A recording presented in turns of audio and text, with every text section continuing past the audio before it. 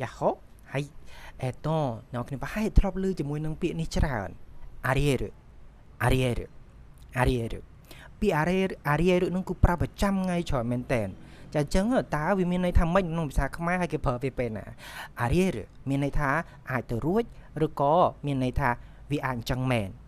មានន័យថាម៉េចអ្នកគ្នាមានន័យថានៅពេលដែលនរណាម្នាក់លើករឿងអីមួយហើយយកមកប្រាប់យើង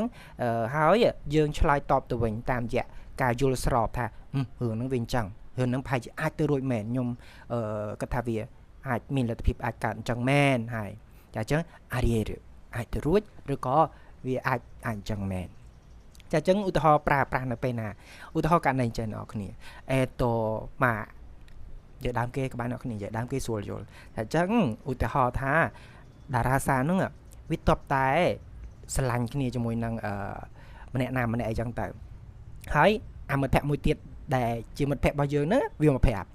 ខ្ញុំណាហើយប្រាប់ថាម៉េចវាមកប្រាប់ថាចេះថាណែតារាសា恋人できたらしいよតារាសា恋人できたらしいよហើយនៅពេលយើងឮ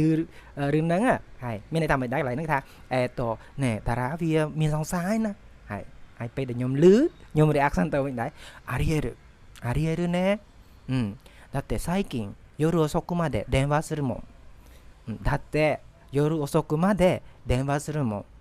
ហើយខ្ញុំ reaction ទៅវិញមិនដែរមិញអាចទៅរួច arrière អាចទៅរួចពួកអីថៃបានអាចទៅរួចដោយសារតែយប់ឡើងគឺវានិយាយទូរស័ព្ទដល់យប់ជ្រៅមក arrière តែអញ្ចឹងខ្ញុំជឿថារឿងហ្នឹងវាពិតមែនពីព្រោះអីរត់ដល់វាអត់ដែរនិយាយទូរស័ព្ទទេឥឡូវវាមានត្រឡប់និយាយទូរស័ព្ទដល់យប់ជ្រៅនេះ arrière អាចទៅរួចចាអញ្ចឹងយើងប្រើនៅក្នុងន័យអញ្ចឹងនេះហើយមានអីមួយជាអំណះអំណាងឬក៏គ្រប់គ្រងការគិតរបស់យើងអញ្ចឹងទៅយើងអាចប្រើបានហើយនេះ arrière អាចទៅរួចអាចអញ្ចឹងមែន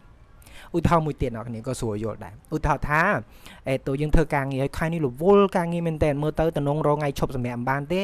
ហើយចាអញ្ចឹងអាមិត្តភក្តិឡើងការងារយើងហ្នឹងវាមកលូប្រាប់យើងវាមកលូប្រាប់ថាម៉េច今月仕事やばくない休みが取れないかもចាអញ្ចឹង今月は仕事やばくないខែនេះការងារយ៉ាប់មែនតើហើយ休みが取れないかもមើលទៅប្រហែលជាយកថ្ងៃឈប់សម្រាប់បានទេមើលទៅហើយយើងនៅក្នុងកន្លែងការងារយើងមិនដឹងការងារដែរ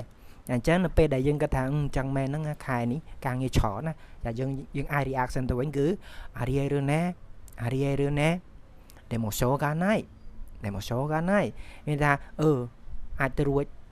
មានន័យថាម៉េចគឺរឿងដែលពួកម៉ាក់វានិយាយថាមិនអាចឈប់បានហ្នឹងគឺអាចទៅរួចហើយមើលទៅហ្នឹងផាយជាអញ្ចឹងមែនហើយមើលទៅហ្នឹងណាបាទしょうがないតែមានចម្រោះទេ頑張ろうしょうがないありえるけどしょうがないចាចឹងពេលណាដែលអ្នកគ្នាចង់បង្ហាញអំពីការគ្រប់គ្រងថារឿងនឹងអាចទៅរួចរឿងនឹងអាចកាត់ឡើងពេលហ្នឹងយើងអាចប្រើ arrière はい arrière អូខេចាまた